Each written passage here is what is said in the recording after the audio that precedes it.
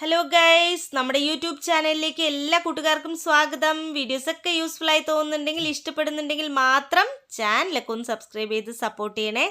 അപ്പോൾ ഇന്നത്തെ നമ്മുടെ വീഡിയോ, നമ്മുടെ വീട്ടിലെ വാഴ കൊലച്ചിട്ടുണ്ട് കേട്ടോ. അപ്പോൾ വാഴക്കൊലയൊക്കെ അവിടെ തയ്യാറായി കഴിഞ്ഞിട്ടുണ്ട്.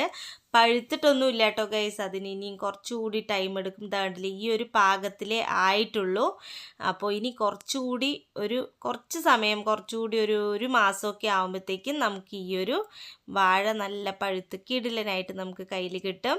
അപ്പോൾ നല്ല അടിപൊളിയായിട്ട് നമുക്ക് വീട്ടിൽ തന്നെ വാഴക്കന്നൊക്കെ വെച്ചിട്ട് വാഴ ഉണ്ടാക്കിയെടുക്കാൻ പറ്റും കേട്ടോ. വാഴപ്പഴമൊക്കെ നമുക്ക് വീട്ടിൽ നിന്ന് നമ്മൾ ഇങ്ങനെ ഉണ്ടാക്കിയിട്ട് നമ്മുടെ വീട്ടിൽ കിട്ടുന്ന ആ ഒരു പഴം കഴിക്കുന്നതും കടയിൽ നിന്ന് വാങ്ങിയിട്ട് കഴിക്കുന്നതും തമ്മിൽ നല്ല വ്യത്യാസമുണ്ട് കേട്ടോ ഗൈസ്. എന്ന് പറഞ്ഞിട്ട് എല്ലാവർക്കും വീട്ടിലിപ്പോൾ ഇത് ഉണ്ടാക്കാൻ ടൈമൊന്നും ഉണ്ടായിന്ന് വരില്ല.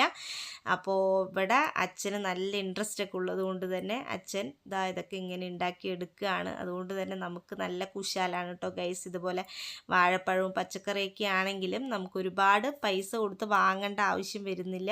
അപ്പോൾ വാഴപ്പൂവ് കണ്ടില്ലേ ഗൈസ്, നല്ല രസമായിട്ടില്ലേ കാണാനായിട്ട്. എനിക്ക് ഭയങ്കര ഇഷ്ടമാണ് കേട്ടോ ഇത്. നമ്മൾ ചെറുപ്പത്തിലൊക്കെ ഇതിൻ്റെ ആ ഒരു തേൻ കുടിക്കുന്ന പാർട്ട് കണ്ടോ, ഇതെടുത്ത് ഇങ്ങനെ തേനൊക്കെ കുടിക്കാറുണ്ട്.